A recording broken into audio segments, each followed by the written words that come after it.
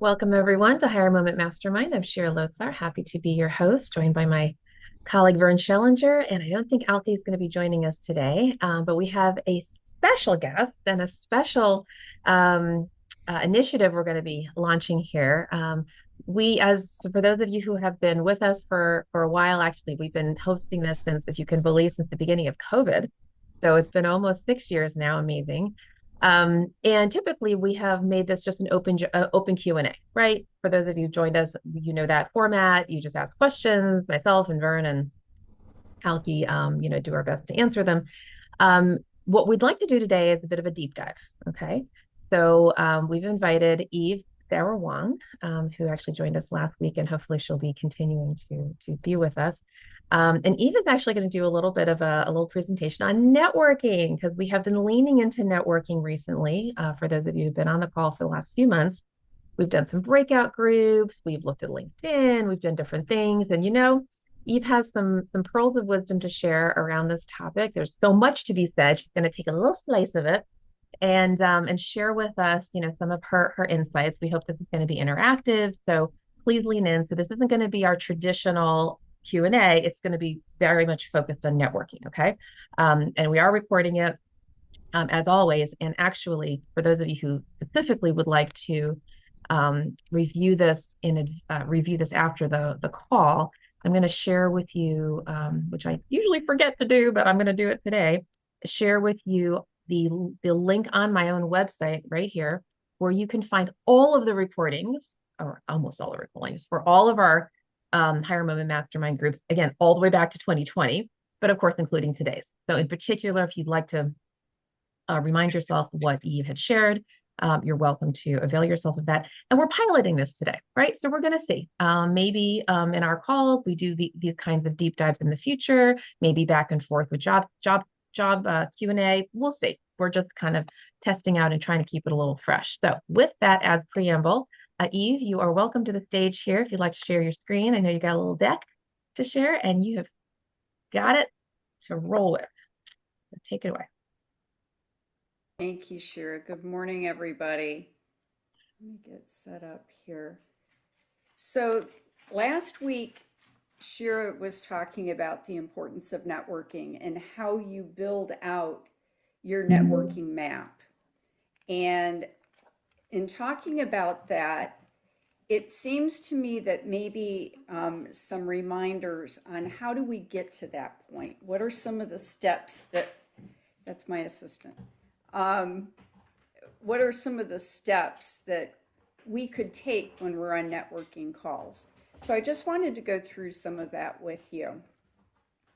So research has shown, and we discussed it 2 weeks ago, that 80 to 85% of us are actually going to get our next job through networking. So the question is, knowing that those percentages are so high, why don't we do it? Why are we reluctant to do it? And here are some of the reasons. Many of us are just really, really uncomfortable in talking to people that we don't know. I'm an introvert by nature, and I find it nerve-wracking at times to talk to different people. Or sometimes we're embarrassed. You've recently lost your job. You don't necessarily want to explain to people that, oh, hey, I'm out of work, or I'm looking for work, or, it's okay. There are so many of us right now that find ourselves in this very position. And there's so many more individuals that have either been there before or might find themselves in the same situation. People are very understanding when we find ourselves in this position. So don't let that stop you from reaching out to folks. Oftentimes people just don't know what to say. They get on these calls and they're like, I don't know what I should be doing on these calls. And we're going to talk about that a little bit today. And sometimes we don't go into the networking call because we're worried about the person just kind of not accepting us, or we're worried about how they're going to view us. Don't worry about that. Just take the call, ask for a call, and see what happens, because you just never know. So hopefully these next comments will help you overcome some of these fears that we've talked about. Um, Networking is building relationships. It's talking to people, maybe people that you know, people that you don't know. I'm going to ask those that are on this call, if somebody asked you for help, wouldn't you reach out? I mean, anybody, make this interactive. You know, I personally, having been in higher ed for 35 years, if somebody reaches out to me and says, hey, I'd like to ask you a question, or hey, what would you do in this situation? I'm absolutely going to be honored and would be willing to help that person. So don't automatically assume people aren't going to talk to you. But here's what networking is not. Networking is not going out and asking people for a job. Okay? We're not out there to beg. That's not becoming to us. So I want to take a moment here and ask folks, what has been your experience? What is stopping you from networking? And since we have about 20 people on the call, if you could raise your digital hand, and then we can call on you.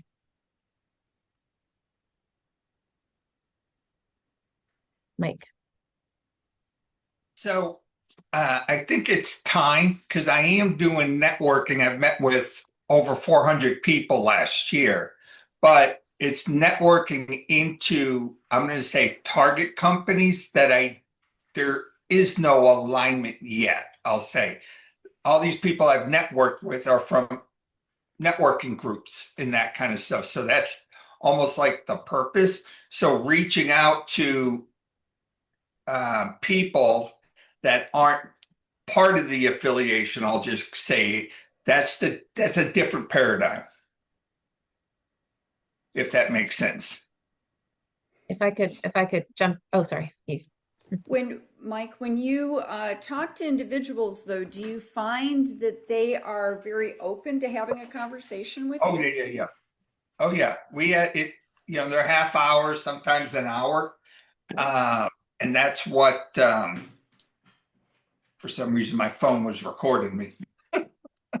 That was really the purpose. And I do it so I can help them. And I'll just say, in these times of struggle trying to find work, it prevents isolation a little bit. So, Yeah, yeah, exactly, exactly. I was sharing with Shira that 2 weeks ago when I joined this group, it really helped lift my spirits to be with all of you. And like Mike's saying, get that connection with folks again. It kind of pulled me out of a rut. And mhm. so thank you, everybody, for that. Yeah. Aaron, did you want to jump in here? Yeah, sure. Thanks, Eve, Shira, and everybody. I echo, the appreciation for this group and the chance to gather. I think what kind of hinders me from networking is, like you were talking about on your previous slide, a sense of shame or embarrassment, even though, as we know, as you said, like so many people are in the same situation. But I feel like it's been so long since I lost my job, even though I had a temporary consultancy in the meantime. But I feel like people must think, and I sometimes think like there must be something wrong with her. Like, how could she still be out of a job after this much This time? is so normal these days. Normal. Really? Thank you Oh, for that oh, reassurance. oh, oh. Really, really. Yeah. Yeah, Okay, very thank you. normal.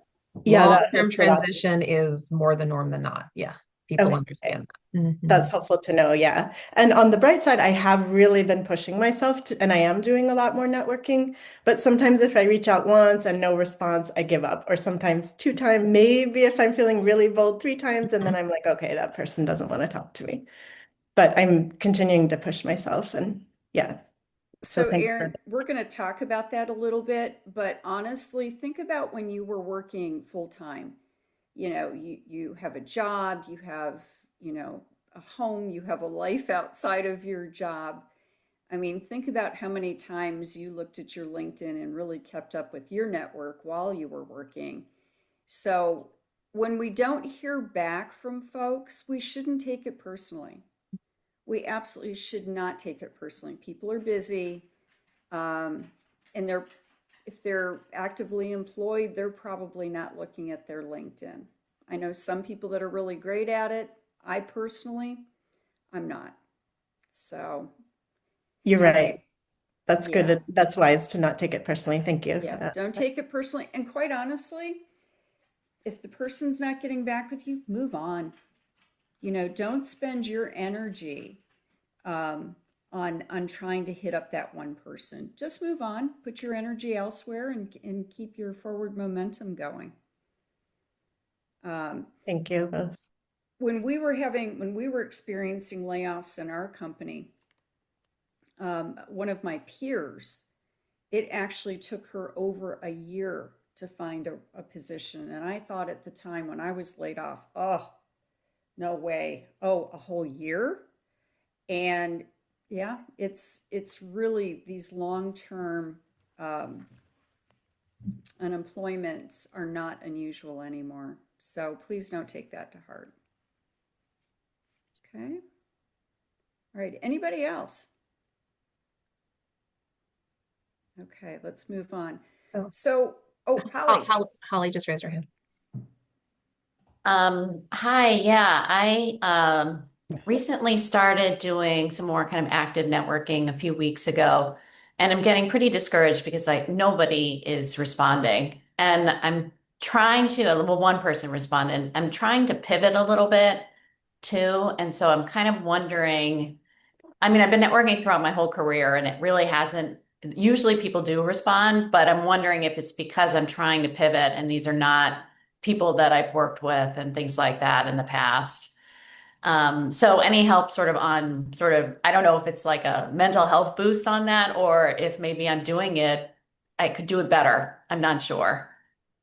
What I love about what you said, Holly, is the fact that you recognized that you weren't getting traction with the course that you were taking in your networking, your approach, and you your resilience was to then rethink that and actually do it differently. Find a different approach, find a different method. So I really like that. Um, on the screen, you're going to see that there's areas of networking that you might not have thought of yet, and I don't know if this helps you at all. Um, but finding those individuals, like you said, you're not hearing back because you're trying to do that pivot in your career. But once you start finding one, two, three people, that's going to then help you expand your network. It's like a pyramid scheme, if you will. Okay. You just need to get a couple people to get you started. So I would encourage Okay. you not to give up. Okay. I'm going to tell you, for example, networking comes in the weirdest ways. I help my mom, who's in assisted living right now, and her transportation service.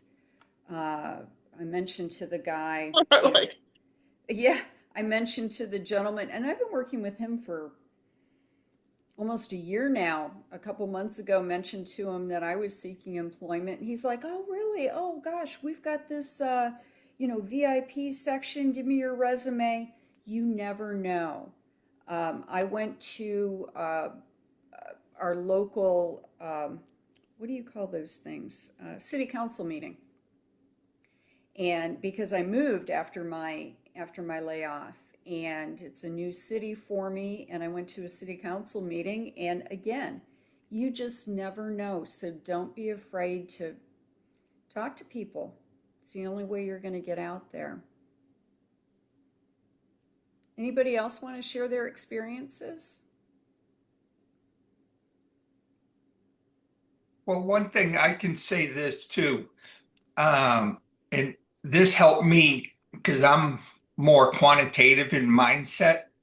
I started the 2 Hour Job Search book, and in the networking part of it, they have three types of people. I can't remember the second one, but the first one's a curmudgeon that's never going to respond. The second one is somebody that is going to respond out of guilt, and they're sometimes not respond, sometimes will, but really not helpful. Don't waste the time on them. And the other ones are boosters, right? They're the ones that want to help anybody. And that's where you focus your time on is those types of boosters. Mm-hmm. Mm-hmm. Yes. And I'm going to say that works in reverse too. I felt like I was reaching out to a gentleman since last year quite a few different times. And recently I just kind of put out a message to folks, Happy Chinese New Year. And then I did have to go back to the gentleman again and ask him for some help. And I said, really, Drew, I don't want you to think that every time I reach out to you, it's just to ask you for something. I said, but I do need your help in this particular case.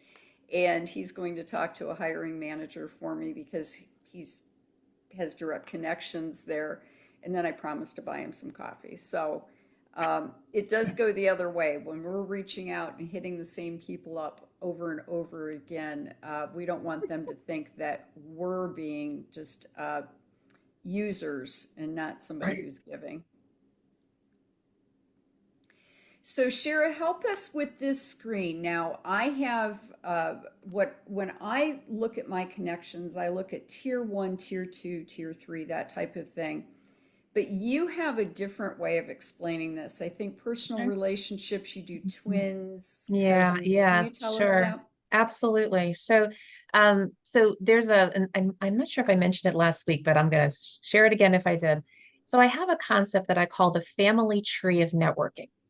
Family tree of networking. And there are two parallel columns. And in both columns, you have twins, siblings, first cousins, and second cousins. Okay.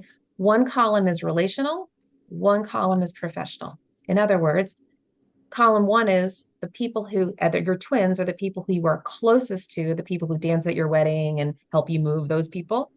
Your siblings are people who are close colleagues where you can just pick up a phone and say, hey, it's Mike, hey, it's Eve, right?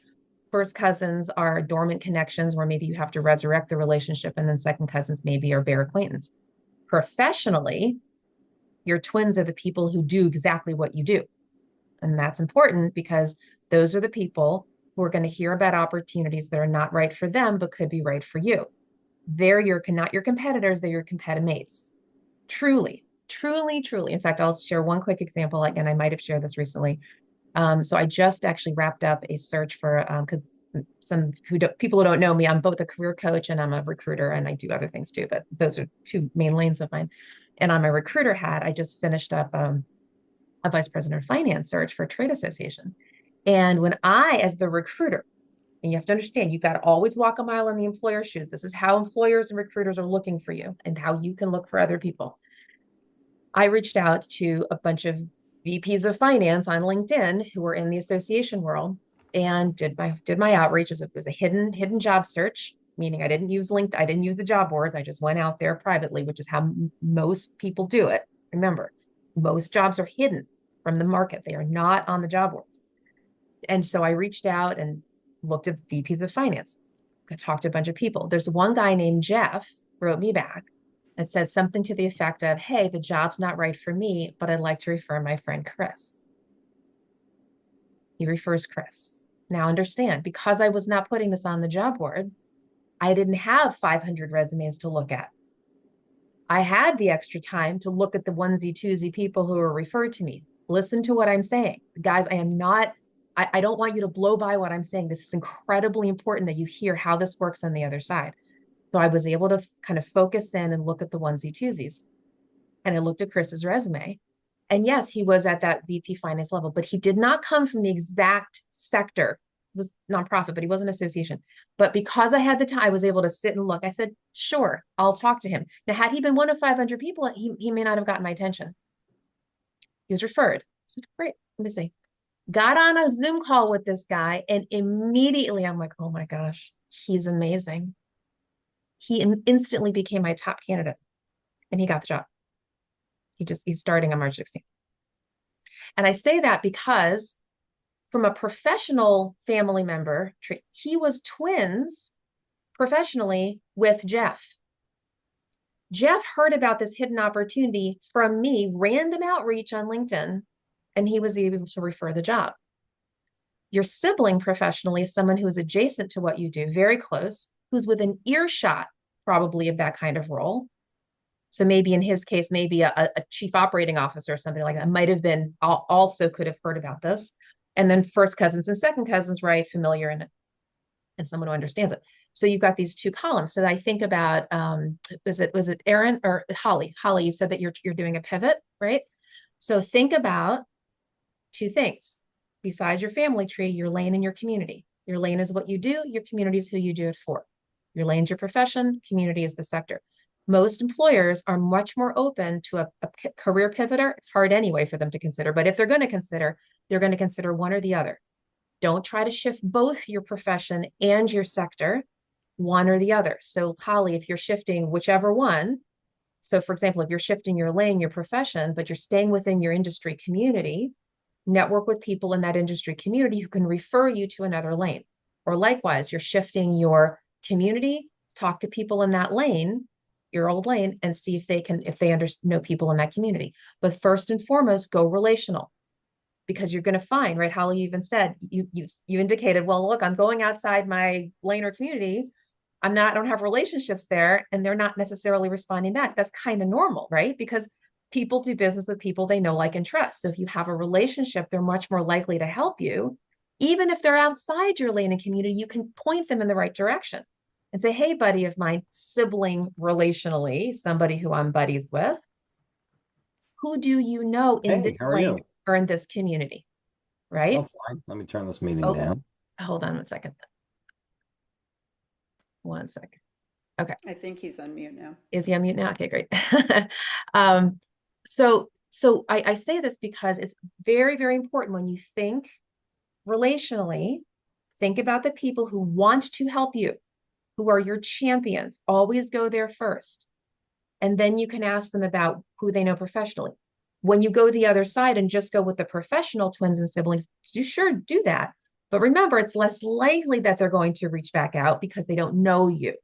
There's the relational and there's the professional. Hope that makes sense. So, and if you look at Eve's list, by the way, if you look at, she has all that in here. She just didn't use those labels, right? Your immediate family, close friends, right? She's got those relational family. And then she mentioned service groups and social groups. That's where you're going to find your community where people are hanging out. Does this make sense? So you can do mixing and matching, but you understand the more broad, the less people know you, the less relational connection, the more they know you, the more they're going to be your champion. And I'm going to throw in here too, when you're talking to a recruiter or talent acquisition HR professional, I was sitting in a session that had a panel of HR individuals, and because they are so well connected, if you're talking to a recruiter and you might not be an exact fit for that job, they were telling all of us, "Oh, we'll share that resume with, somebody else on the panel," right? They're sharing all of the time. If Shira comes across somebody that submitted their credentials to her, they may not be an exact fit, but if she knows somebody else. So it's all this interrelational stuff Sure. that we should consider. I'm going to throw one more out there, and I hope she doesn't mind if I put her on the spot. I had a coffee chat with Monica, I believe it was last week, and Monica wants to pivot. Now, I just happen to know somebody, not because I worked with them, not because he's a personal friend of mine, somebody I met along the way when I had my business, and I referred her to this gentleman. Don't always assume that I have to have a direct connection to what the field that you want to go into. I may know somebody. Monica, sorry, I hope that didn't embarrass you. No, I'm glad that you brought that up. Dr. Stephen Crane has been a very good resource. He connected me with 7 people, and I've had 3 virtual coffees scheduled with people in the military community. And so, prayers is one of them leads somewhere. But yeah, no, he was more helpful than a lot of people. A lot of people are want to help, but they don't have the right connections. And so, yeah, no, so thank you very much. Yeah, and again, I'm not in the military, have not been in the military, so you just never know who's going to help you open that door. I appreciate it because I come from, the side of Bremerton or the Bremerton area that I came from is like highly classified. And so like who I am is Sergeant Schultz from Hogan's Heroes, and I use a different name. And so I've really complicated my networking, because like, people know Monica White back there and that this Monica Jeremy person, who is this? Yeah, so. That's the exact reason you see 2 last names on the screen for me because people know me from different points in my life. Yeah, well, I've used Okay. Monica Jeremy the whole time I've been in Washington, D.C., and Monica White is what I use in Washington State, but I was keeping it separate on purpose. Um, uh, you know, yeah, I won't go into the backstory of why, but I Okay. just kept my affiliations. Uh, Okay. yeah. So let's go on. We know that LinkedIn is probably our best friend when we're trying to find people, whether it's people we know, former colleagues, you've lost touch, or we're looking for certain people in our fields or at the company. So again, use LinkedIn. As Shira said at the beginning of this call, this whole networking idea is vast, totally vast. So Shira can take you down a trail of how do you use LinkedIn. We're not going to do that today, but the only thing I did want to mention is when you start your networking, make sure that your LinkedIn profile is optimized. Make sure you're presenting the best of yourself so that when people are, you've asked for that coffee chat, they're going to go research you, they're going to go check you out. So make sure that you have everything um, the way you'd want to present yourself. I personally need to go back to my profile. There's some things I want to do different, revisit it now and again. I'm going to just say 2 things that kind of I really emphasize to people that I speak with, and that is make sure that your banner reflects what you do. People put pictures of the mountains or the ocean, unless you're a biologist or somebody in that field, save those types of things for Facebook. This is your time to advertise yourself. This is your billboard. So take advantage of it. The other thing, and I haven't looked at anybody's profile from this group, but make sure you have a professional picture, a professional photo, something that reflects well, because that again is a first impression and you always want to make those the best. Okay. Um, so we're going, Aaron has a Aaron. comment. Yeah, thanks. Eve, I just have a quick question about the Open to Work banner. I know there are different schools of thought on this, but it looks like you recommend, or I would assume from your profile, or I've heard it. I've heard it said both ways as well. Honestly, I'm just going to put it out there. You know, I have I hey, have a I have a thought on it, if it's okay. okay, Yeah. So this is the question we get a lot. And so on the one hand, of course, it's a personal choice, right? So and there is sort of a 50-50 school of thought to help and maybe educate you a little bit as to whether you should or shouldn't or when. So on the pro side, um, having your open to work banner is a wonderful signal to your network that you're looking, which then can prompt people to say, oh, Erin, didn't know you were looking. What are you looking for? How can I help you?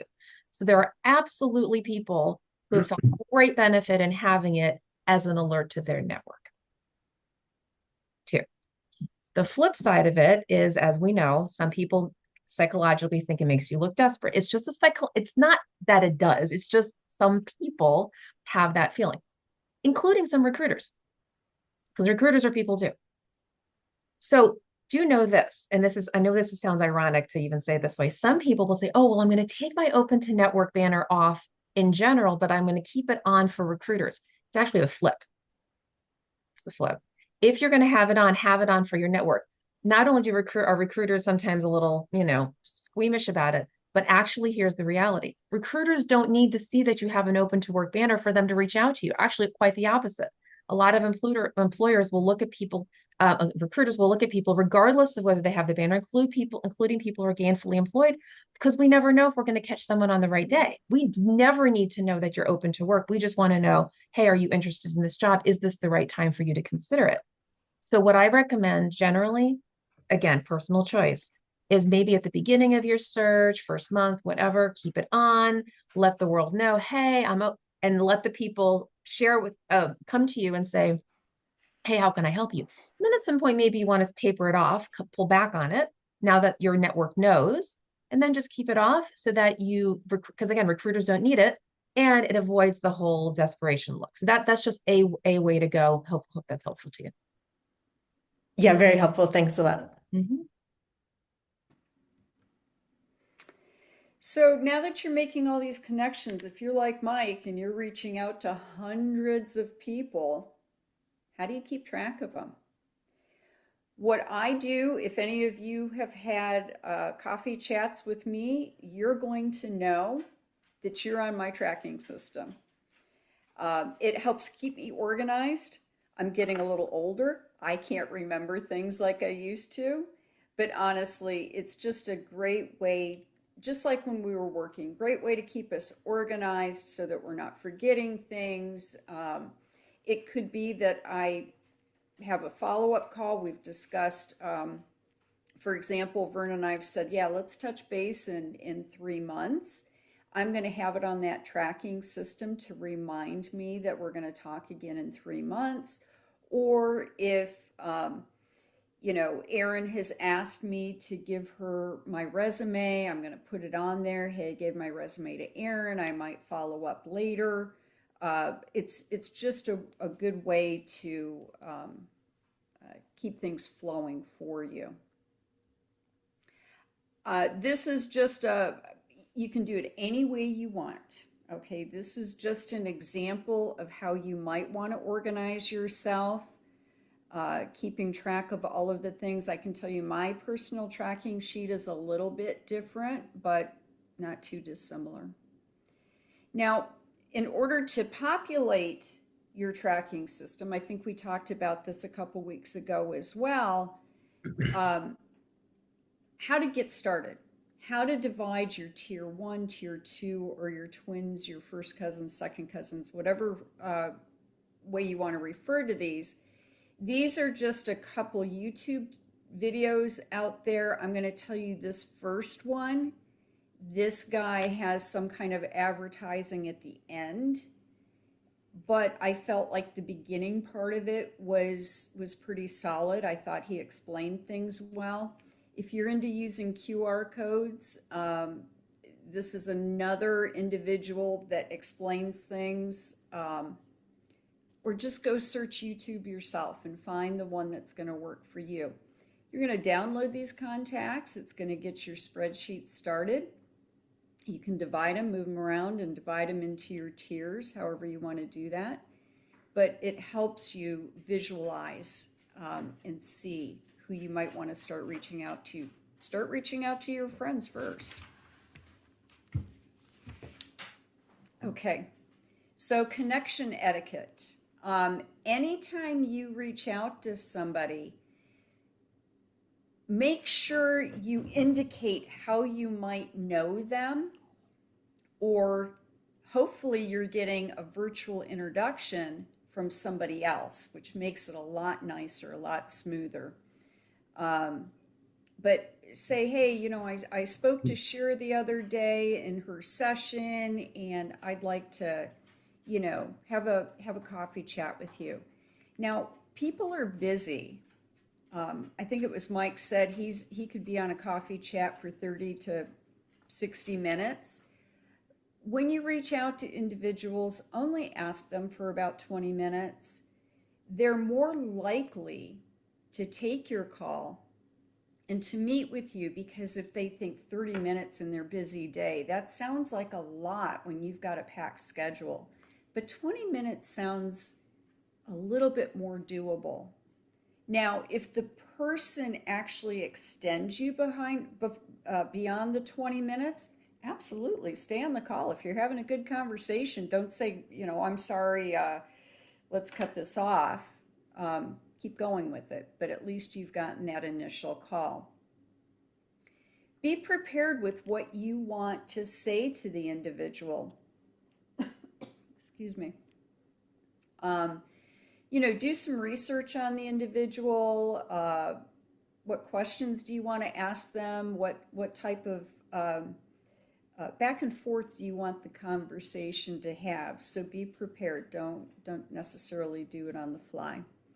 And before you leave that call, ask for 2 other people that you might want to speak with. Try to get those referrals. A couple different reasons. First of all, 2 people are going to help you expand your network, but also one of those individuals just might not reach back out to you. So it's a good way to start just developing. Always, always, always, this goes back to the fear. We're always fearful, like we're out there, asking for jobs, or we're begging, or no, we're not. We're going to turn around and ask the individual, what is it that I can do for you? What can I help you with? And I've only had one person ever say, well, there is something you might be able to do for me. It was another coach. She needed help with something. You just never know how you're going to be able to return the favor. And then after the conversation, always send a thank you message, whether it's LinkedIn, if it's a one-on-one, maybe you send a thank you note, but mention something that you specifically discussed in the conversation. Just don't say, hey, thanks for having coffee with me. It was great meeting you. Try to show that you were actively listening, that you took something away from that conversation. And then I think this is Vern's specialty, and that is when you're talking to somebody, tell a compelling story. I don't go into a conversation and give you 35 years of my resume. I just don't do that. I usually like to tell folks, and those that I've had coffee chats with have probably heard this before, so I apologize. But, I've been in higher education for 35 years, but I never intended a career in higher education. It was only by chance that I went in for change so that I could buy a candy bar and a Coke at my local campus, my university. And it was through that seeking sugar that it was suggested that I fill in for somebody while she was out on maternity leave. And then that's led to a career, a wonderful career, working for some of the largest and some of the smallest universities here in the United States.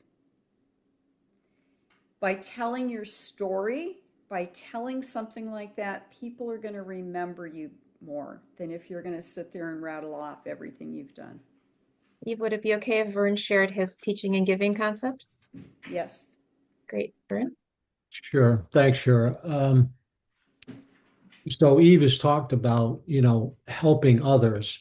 And some of you, and we talked about some of the barriers that kind of hold you back from reaching out and talking to other people.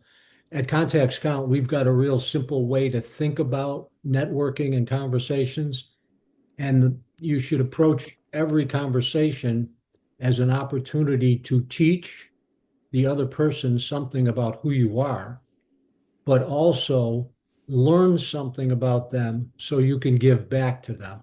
And that's, I'm pretty much saying the same thing Eve said, but maybe in a little different way. And sometimes the same thing said a little bit differently, maybe clicks with you. So if you're going to meet with somebody, certainly look at their LinkedIn profile. Is there something in their LinkedIn profile that you identify with or you know something about? Or something as simple as a simple give is sending them an article that's related to their business or something they said in the conversation as a follow-up. There's lots of little ways to give because I can tell you, and I've searched for jobs 3 or 4 times in my life, so I've been in your situation a lot of times when you have these networking conversations and you say, "Is there anything I can help you with?" The person almost inevitably says, "No, there's nothing you can really help me with." But there might be something, and so again, in the follow-up email that Eve was suggesting, that's another place where you might say, I saw this article, or I noticed that you had some interest in this. Maybe you can connect them to someone who does that. Let's suppose they have a hobby in photography, and somebody in your family is a big photographer. I mean, just be creative in the ways that you might be able to help give back to them. And I would guess that almost every person you ever network with has been in the job search at some point in their life. So there's no, they've probably gone through what you're going through at this time. So that should help you, if you think about it that way, that should help you realize that, okay, they've been here, they know what this is like, and they're willing to help and give back because they've gone through the job search as well at some point. And the other comment to make is look back on your resume and think about what Shira mentioned, dormant relationships. 5 years ago, were you in a role where you really had a great connection with a coworker, a boss, or whoever it was, and if you really had a strong relationship with them, it's pretty easy to reach back out and say, I was thinking about you the other day, and it's been a long time since we've been connected. I'd really like to reconnect with you. And 99.9% of the time, that person's going to say, absolutely, let's have a conversation. And you never know in the 5 years or 10 years that you haven't talked to them, where they've been and who is in their network now and how they might help you. And the benefit of that is they already know you. If they worked with you, they know who you are as a person. They know your communication skills. They know you get things done. They know you're someone who's very conscientious in their work. They know all of these qualities that you have that are kind of not the things that necessarily show up in a resume when a recruiter is looking at that. So they can be great advocates for you, and if they can help you, that they're definitely going to help you. Yeah. So I'll And don't stop there. and don't be afraid if you haven't talked to the person, not just in 5 years, 10 years, 15, 25 years. It doesn't matter. As long as you left on good terms, Yes, they should be delighted to hear from you. Remember, it's the blast from the past concept. And Vern and I always talk about the fact that that's how he's sitting here because he and I knew each other in the human resources networking world, and we were both volunteers in an organization for a long time, and we lost touch.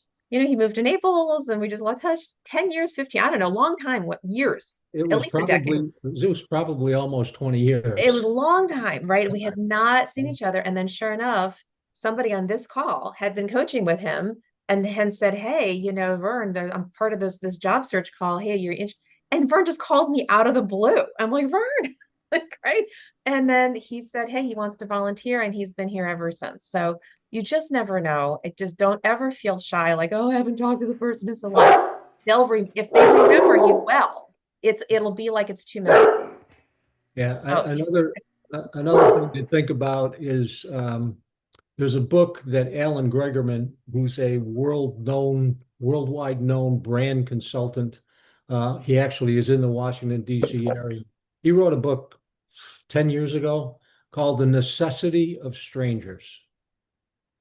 And if you think about it, other than your family, every person you have ever met in your life at one point in time was a stranger. That's right. And some of those strangers have turned into colleagues, friends, relationships, and think about how that happened over time. And that can happen in the job search by just talking to a stranger. Um, they may help you land a job. Um, So we could go on and on, but we'll give Eve yes. back the floor. I, again, everybody, I apologize. This dog's new. If I try to block her outside of the room, she's going to eat the door off because she was in the shelter for 11 months. She doesn't do well in confined spaces and she's not trained yet. So I know that's very unprofessional, so I'm sorry. I'm also looking at the time. I know Shira has a hard stop, so I'm going to try to go through some of this a little bit more quickly. Again, just take a quick look at this. This is somebody else who, I worked with in trying to get a little story going for him because so many of us think we don't have a story. Each and every one of us have a unique story. When you're setting up your calls, most of these are going to be virtual, so make sure your camera's on. I think that's this group understands that. Others don't. Make sure you're professionally dressed. Now, you don't have to be in a suit and tie, but don't wear your COVID casual either, right? Try to come up with something in between when you're talking to folks. No negative talk. Oh my goodness, is when I lost my job, I was speaking to a former peer and the whole conversation was negative. I knew his circumstances and couldn't believe he was talking that way. So keep it upbeat and positive. And by the way, Eve, that goes both, no negative talk about professional situations or personal. Anything that sounds like a complaint, anything that sounds like woe is me, anytime if you think you're trying to get sympathy from something, you want to keep everything what I call windshield, not rear view mirror. Let me say that again. Windshield, not rear view mirror. Windshield is where I'm going aspirationally, how I can add value, problems I can help people solve. Only rearview mirror is all about your past. The only time you ever want to look in that mirror is if it's something that's positive and important and relevant to your windshield, a skill, an accomplishment story, something of value. But if it has any sort of negative tinge, you want to keep it off to the side. When we're on these calls, look at Shira, for example. You want to have just about 2 inches of space above your head in your video screen there. So everybody do that right now. Just play with your video. So I both, actually Eve and I and Fern almost just try just a little, not here, but not here either, right? Because it fills up the space nicely. Like it's just your head, nice head and shoulders, just a little bit of framing. So everybody move your video, whether you have an external cam or not, and just try to get just that little bit of space so you can play with it and see what it looks like. You'll see because it fills you out. Otherwise, you look too diminutive. And if you're using a laptop, get a book. Get something that's going to help you elevate that camera. The other thing is you want to make sure that you're looking at the camera. If I'm looking, watch my eyes. If I'm looking at all of you in the blocks on the screen, right? All of your pictures, it looks like I'm not looking at you. But when I train myself and I literally have a piece of fluorescent tape at my camera to remind me, when I look at the camera, hopefully, it appears that I'm talking to you directly. Okay, now I can still see you out of my periphery in your little boxes, but I'm looking at the camera. And a little tip for everyone, so that you don't have to feel like you're looking directly at the camera because that feels a little odd, minimize your screen. You can do that right now. And minimize your Zoom screen. It'll turn us, or right now, it'll turn Eve, whatever, into a little box. Push that box underneath your video. You're looking at the box. It looks like you're looking at the camera. And exactly. that's it. And then all you do, and then also that gives you the opportunity to have your screen open. You can have your resume up, you can have a website up, you can have their LinkedIn profile up. So you can be looking, you can take notes, all the things, and you're still looking at the person, even though you're typing or reading. Yeah. Yeah. Okay. The other thing, and I don't do a good job of this anymore. Try to have a plain background. Okay.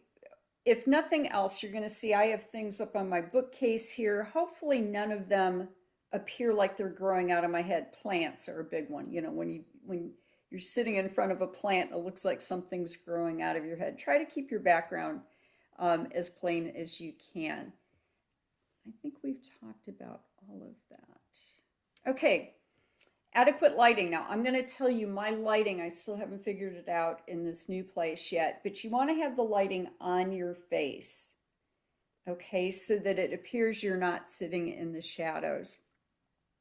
Don't move around too much. If you're sitting in a swivel chair and you're somebody who's a little fidgety, try to get a stationary chair. Sit still.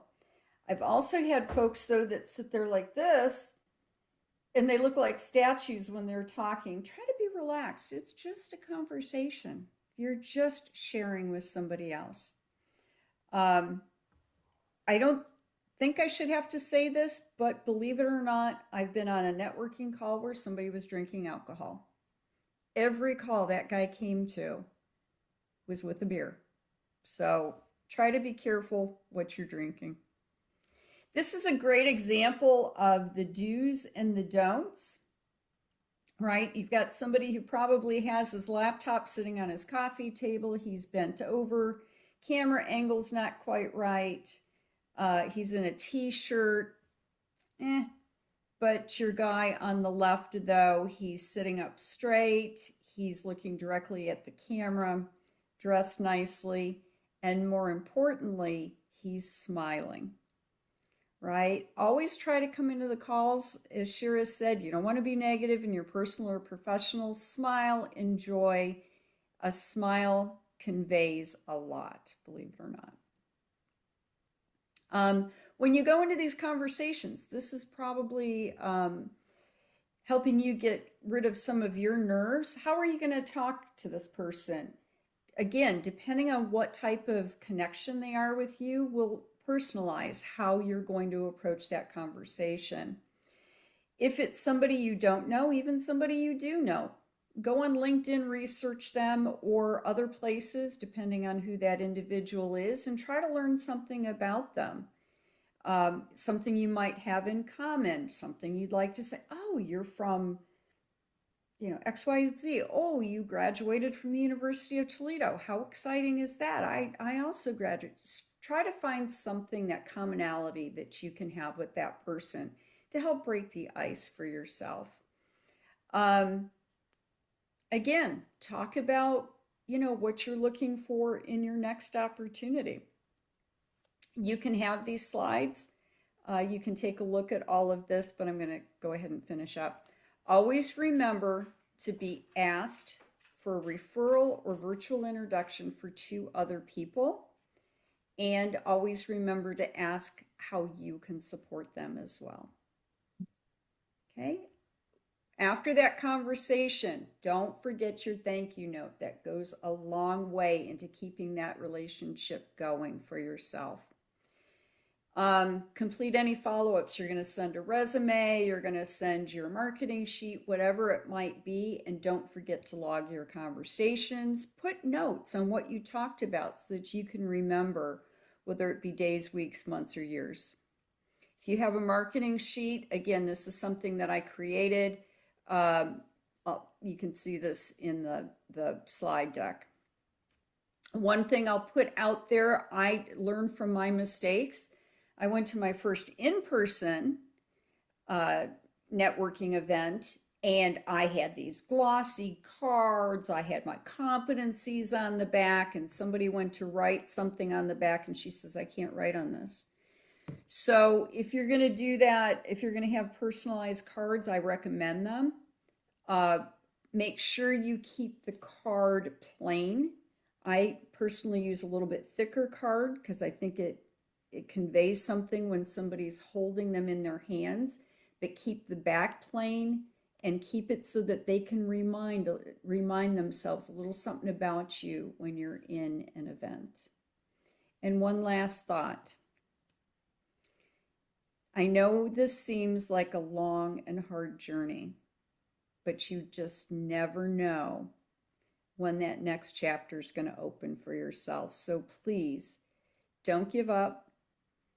As somebody said earlier, maybe it's just a matter of a slightly different approach, a different way that you look at something, but don't give up. We're all here for you. Thank you, Eve. Okay, what Hope this was questions do you helpful. have for me? Yes. Any Questions? We have a questions few for more me? minutes. Okay. Well, Sure. as a bonus for, everyone showing up today, and some of you may have, I think, already done this. If you'd like to get some feedback on your actual networking skills, I can send you an online assessment that takes about 20 minutes to complete, and it will give you a score on 8 specific areas of networking and an overall score.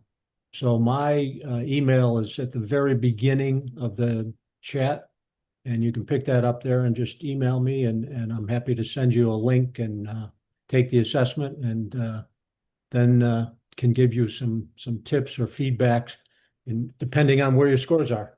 So some people score pretty high on this when they first take it, and I really don't have anything to tell them. Other people, obviously, there's areas where they could improve. So. And also another free resource on my website. I'm just putting here in the chat. There is a page on my website that is called Shira Speaks to Job Seekers that has a whole bunch of presentations. One of them is called Network Your Way Back to Work. I'm only listing that because Jerry privately asked me, where is that, the family tree of networking? That particular presentation has that list in there if you want to avail yourself of that. But we're all here to help. And I know Alki hopefully will be joining us next time. But we are very, very much in support of the job seeker community. We'd love to have you back. And we're going to be wrapping up the call formally right now. But I am going to be staying on the call for a few minutes for a short prayer call for those who would like to join me on that. Okay. So with that, thanks everyone for joining us. Blessing to see you all. And we'll look forward to seeing you soon in 2 weeks.